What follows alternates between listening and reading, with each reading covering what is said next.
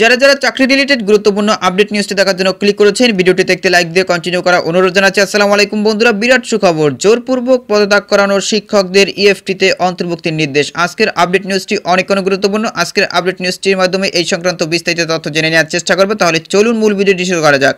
প্রিয় বন্ধুরা, মূল ভিডিওটি শুরু করার আগে বরাবর মতো ছোট্ট একটি রিকোয়েস্ট থাকবে, আপনি যদি আমাদের এই পরিবারের নতুন দর্শক হয়ে থাকেন, এরকম নতুন নতুন চাকরি রিলেটেড আপডেট নিউজ সবার আগে পেতে আমাদের এই চ্যানেলটি সাবস্ক্রাইব করে রাখুন।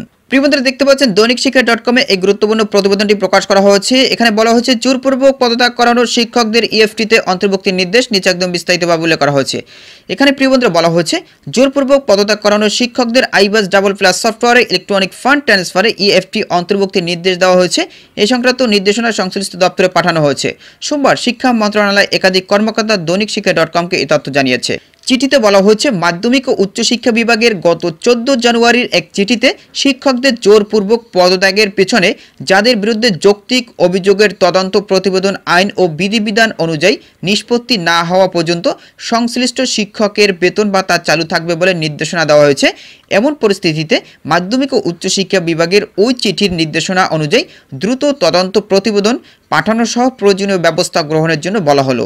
এর আগে পদত্যাগে বাধ্য হওয়া শিক্ষকদের বেতন ভাতা নিয়মিত রাখতে গত 14 ও 20 জানুয়ারি স্কুল ও কলেজ পর্যায়ের শিক্ষা প্রতিষ্ঠানের জন্য পৃথক দুটি নির্দেশনা দেয় শিক্ষা মন্ত্রণালয়, যেখানে মন্ত্রণালয় থেকে শিক্ষা অধিদপ্তর ও বিভাগীয় কমিশনারদের জানানো হয় জোরপূর্বক পদত্যাগের পেছনে যাদের বিরুদ্ধে যৌক্তিক অভিযোগ রয়েছে তাদের বিষয়ে বিভাগ, জেলা ও উপজেলা পর্যায়ে তদন্ত করে প্রতিবেদন দেওয়ার সিদ্ধান্ত হয়। তদন্ত প্রতিবেদন পাওয়ার পর মন্ত্রণালয় যথাযথ নির্দেশনা জারি করবে। তদন্ত প্রতিবেদন আইন ও বিধিবিধান অনুযায়ী নিষ্পত্তি না হওয়া পর্যন্ত সংশ্লিষ্ট শিক্ষকের বেতন ভাতা চালু থাকবে। শিক্ষা মন্ত্রণালয় এই নির্দেশনা বেশিরভাগ শিক্ষা প্রতিষ্ঠানে কার্যকর না হওয়ায় বিভিন্ন সময় শিক্ষক কর্মচারীরা দাবি জানিয়ে আসছিলেন কর্মস্থলে ফের ও বেতন ভাতা চালুর ব্যাপারে। তো প্রিয় বন্ধুরা, এই ছিল মূলত আজকের আপডেট নিউজ। এই বিষয়ে যদি আপনাদের কোনো ব্যক্তিগত মতামত থেকে থাকে তাহলে অবশ্যই কমেন্ট করে জানাবেন। পরবর্তীতে নতুন কোনো ভিডিও নিয়ে আপনাদের মধ্যে হাজির হব। সবাই ভালো থাকবেন, সুস্থ থাকবেন। আল্লাহ হাফেজ।